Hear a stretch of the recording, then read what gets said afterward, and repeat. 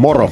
Mun nimi on Erno Polus ja mä oon ammatiltani valmentaja. Mä oon valmentanut ihmisiä yli 20 vuoden ajan. Nimenomaan mä oon auttanut ihmisiä pudottaa painoa, polttaa rasvaa ja pääsee ylimääräisistä kiloista eroon ilman jatkuvaa nälkää ja ilman hirveitä treenirääkkejä. Tällä videolla mä kerron tärkeimmät asiat mun uudesta Laihdu syömällä -kirjasta ja siitä, että miten sä onnistut laihtumaan nimenomaan näiden oppien avulla. Tää kirja on tämmönen puolikiloinen ja 350-sivuinen tiiliskivi, eli mistä ohuesta vihkosta ei todellakaan ole kysymys. Mutta miksi tämmönen nimi kirjalle, kun Laihdu syömällä? Se nimi tulee mun samannimisestä verkkokurssista, jonka avulla jo tuhannet suomalaiset on onnistuneet laihtumaan. Ja sen verkkokurssin nimi taas tulee siitä ajatuksesta, että 1 miljoona suomalaista yrittää laihtua ja haluaa laihtua vuosittain. Aloitetaan erilaisia diettejä ja ruokavalioita ja bootcampeja, mutta valitettavasti tosi moni epäonnistuu siinä. Ja suurin syy sille epäonnistumiselle on se, että yritetään vaan laihtua väärillä keinoilla, eli useimmiten nimenomaan syömisen välttelyllä, eikä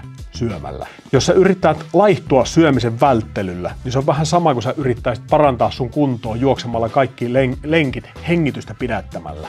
Se ei vaan yksinkertaisesti toimi. Tässä tulee 8 tärkeää hyötyä, mitä sä saat tästä kirjasta. 1. Opit tekemään ruokavalion muutoksen kestävällä tavalla niin, että se tuottaa nimenomaan pysyviä tuloksia ja ilman, että sun täytyy elää mitään luolamieselämää tai nähdä jatkuvaa nälkää. Laihtuminen on nimenomaan nälänhallintapeliä ja kylläisyyden vaalimista. Ei nälän näkemistä, eikä mitään keripukkikuureja. Toinen juttu. Ymmärrät, miksi itsekuri on ihan paska työkalu laihtumisessa. Jos me yritetään laihtua pelkällä itsekurin voimalla, me tullaan aina häviämään se peli. 3. juttu on se, että ymmärrät, miksi univaje lihottaa ja miten siitä hankkiudutaan eroon. Jos meidän uni ei ole edes siedettävällä tavalla kunnossa, kaikki muut laihtumispyrkimykset on enemmän tai vähemmän pelkkää tekohengitystä. 4. asia. Sä ymmärrät, miten ja miksi kannattaa liikkua, kun haluaa laihtua ja polttaa rasvaa ja miten sitä tuetaan liikunnalla.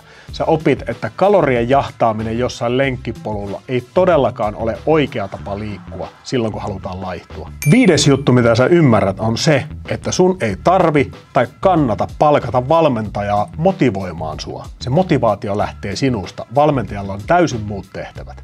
6. hyöty on se, että saat tuhansien ihmisten testaaman ja toimivaksi toteaman ruokavalion mallin, jonka avulla rasva palaa takuuvarmasti. Kaikki on laskettu sulle valmiiksi ja tämä ruokavaliomalli on muokattavissa sun arkeen sopivaksi. 7. hyöty tästä kirjasta sulle on se, että sä saat 60 herkullista reseptiä, jotka tekee siitä sun laihtumisesta ja painonpudotuksesta maukasta ja helppoa ja maistuvaa. Joten se laihtuminen ei tule jäämään ainakaan ideoista kiinni ja sun ei todellakaan tarvi olla mikään mestarikokki. Riittää, että sä ymmärrät, mistä päästä paistipannuun tartutaan kiinni, ja sä osaat valmistaa kaikki nämä ruuat. Ja 8. asia, mitä sä ymmärrät, on se, että laihtuminen ei todellakaan ole ydinfysiikkaa, vaan se on loppujen lopuksi yksinkertaista hommaa ja mahdollista ihan kaikille. Pidät vaan mielessä, että mestarit palvovat perusasioita, ja sun ei todellakaan tarvitse tehdä mitään täydellistä suoritusta, vaan riittävän hyvä on todellakin riittävän hyvä. No niin, jos sä haluat oppia lisää ja saada tuloksia, niin tässä tulee siihen keinoja. Jos sä haluat tilata tämän kirjan, lukea tämän kirjan ja laittua tämän kirjan avulla, niin linkki löytyy alta, sä voit tilata kirjan sieltä. Jos sä haluat tulla mukaan mun valmennuksiin,